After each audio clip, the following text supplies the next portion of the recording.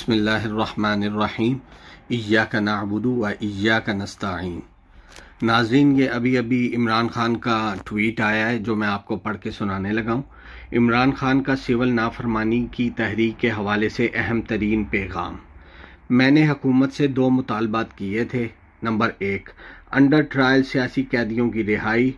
Number 2، 9 مئی اور 26 نومبر کے واقعات کی شفاف تحقیقات کے لیے جوڈیشنل کمیشن کا قیام۔ یہ دونوں مطالبات جائز ہیں، اور اگر حکومت ان پر اتوار کے روز تک کوئی عمل درآمد نہیں کرتی تو سول نافرمانی کی تحریک کے پہلے مرحلے ترسیلات زر کے بائیکاٹ کا آغاز کر دیا جائے گا۔ ہم اس سلسلے میں بیرون ملک مقیم پاکستانیوں سے اپیل کریں گے کہ پاکستان کے حالات آپ کے سامنے ہیں۔ ملک میں جمہوریت، عدلیہ اور میڈیا کا گلا گھونٹ دیا گیا ہے اور ہر طرف جبر و فسطائیت کا دور ہے، لہذا ترسیلات زر کا بائیکاٹ کا آغاز کریں۔ 26 نومبر اور 8 فروری کو جس طرح تحریک انصاف کے کارکنان نے ہمت و جواں مردی کے ساتھ جبر کا مقابلہ کیا، اس کی دنیا میں کوئی مثال نہیں ملتی۔ 1971 میں عوامی لیگ کے بعد تحریک انصاف دوسری جماعت ہے جسے اس قسم کے ریاستی جبر کا سامنا کرنا پڑا، لیکن اس کے باوجود انتخابات میں تاریخی جیت حاصل کر کے اور 26 نومبر تک مسلسل جدوجہد جاری رکھ کر تحریک انصاف نے تاریخ رقم کی ہے۔ 26 نومبر پاکستان کی تاریخ کا سیاہ ترین دن ہے۔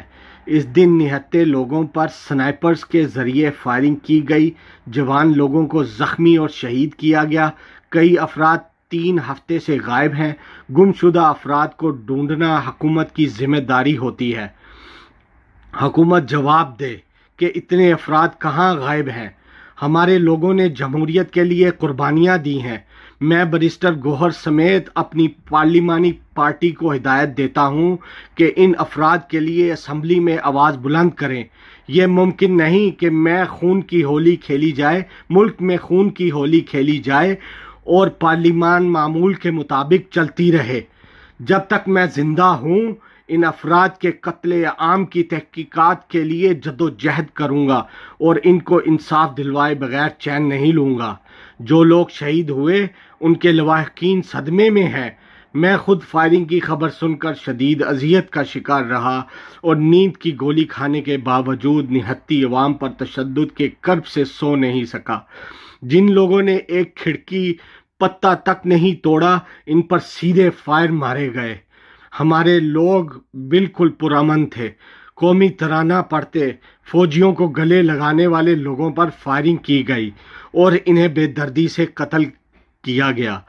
ایسا یحییٰ خان نے 25 مارچ 1971 کو بنگالی عوام کے ساتھ کیا تھا۔ اس کے علاوہ ملک میں کسی بھی پارٹی کے ساتھ ایسا سلوک نہیں کیا گیا۔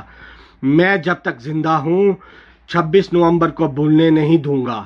تحریک انصاف کی جانب سے مذاکرات کرنے کی پیشکش کا مذاق اڑایا گیا اور یہ تاثر دیا گیا کہ ہم نے گھٹنے ٹیک دیے ہیں۔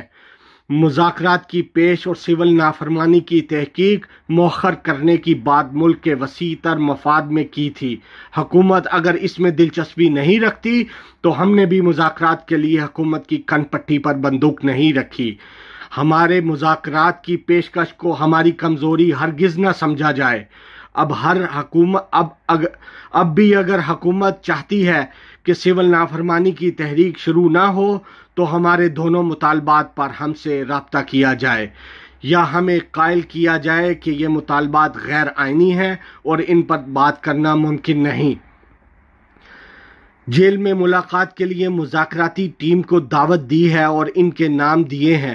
اب دیکھنا یہ بھی ہے کہ حکومت ان کو ملاقات کی اجازت دیتی ہے یا نہیں۔ حکومت جو بار بار الزام لگاتی ہے کہ سول نافرمانی کی تحریک میں ملک کو نشانہ بنایا جا رہا ہے، تو یاد رکھیں یہ ملک کو نہیں، اس بوگس پارلیمنٹ، بوگس انتخابات کے نتیجے میں بنی اسمبلی، سینٹ کو نشانہ بنایا جا رہا ہے۔